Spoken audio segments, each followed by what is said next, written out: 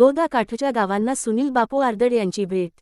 भारतीय जनता पार्टीचे राज्याचे प्रदेश निमंत्रित सदस्य तथा माजी नगराध्यक्ष माननीय श्री सुनील बापू आर्दड यांनी गोदा-काठच्या गावांना प्रत्यक्ष भेट देऊन पूरस्थितीची पाहणी केली। नैसर्गिक आपत्तीमुळे त्रस्त झालेल्या गावकऱ्यांची व्यथा जाणून घेत त्यांनी त्यांच्या अडचणींना समजून घेतले। या दौऱ्यात राजे टाकळी, गुंज, भादली, शिवणगाव या गावांमध्ये जाऊन नागरिकांशी थेट संवाद साधत सुरक्षेच्या दृष्टीने मार्गदर्शन केले।